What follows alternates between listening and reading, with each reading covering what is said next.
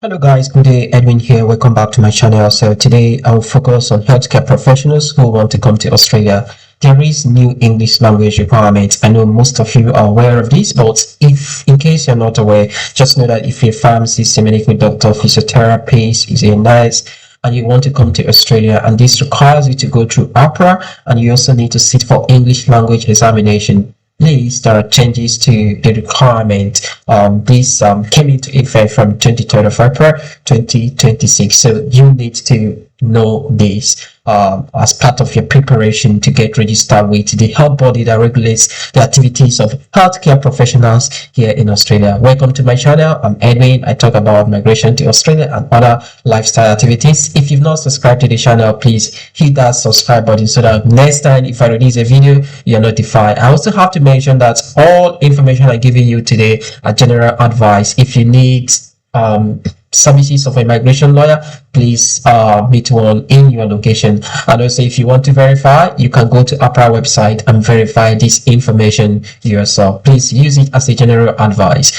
So as about the English language, currently AHPRA takes 5 English language tests if English language is required as part of your requirement for you to register with the health body AHPRA that regulates the activities of healthcare professionals here in Australia. So AHPRA takes Cambridge English, there is IF Academic, OET, PTE Academic, and TOEFL IBT. So if we come down here, this table shows you what is called used to be before 22nd of April. So you see the test, the overall score needed, the component across, and test result accepted from one sitting or a maximum of two test sitting in a 12-month period if needed. PRN. Sorry.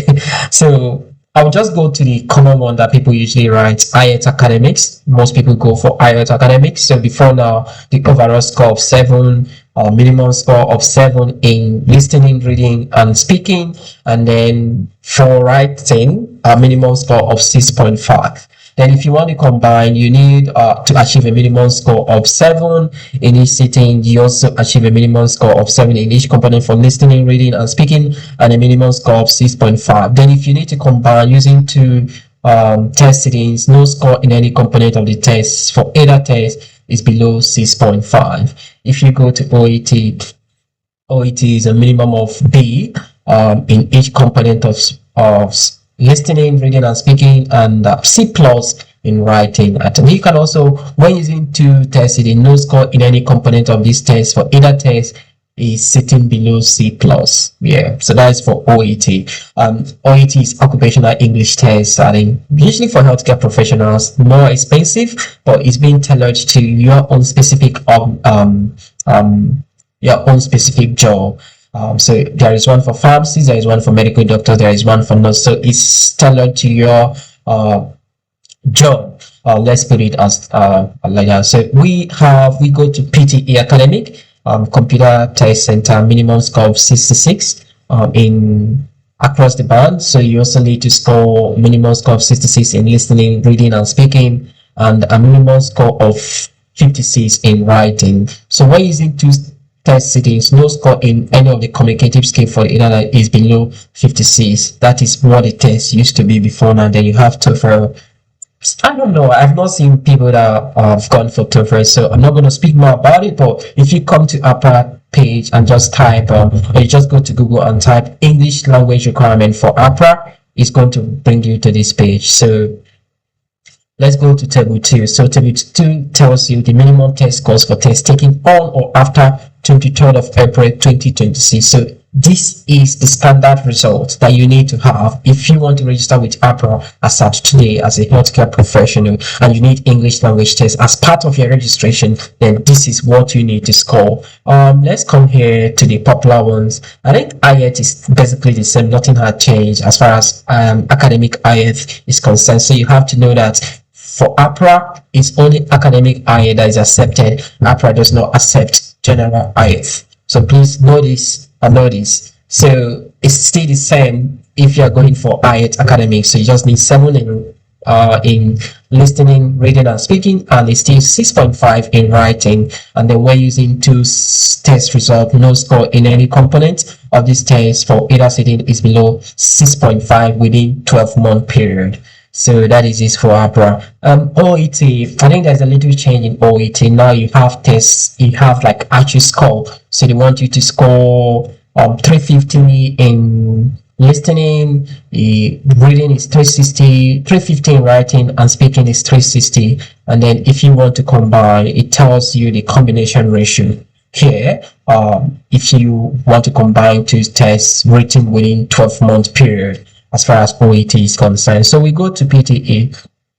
The overall score is 63, but you need listening 58, reading 59, writing 60, speaking 76. I think the speaking aspect changed and the writing, so that is the new requirement for PTE academics. So speaking is quite on high side now. Anyway, it's understandable because basically when you come here, you need to speak so that people will understand you as a healthcare professional. So yeah, it might be understandable, guys. So that's for PTE academics.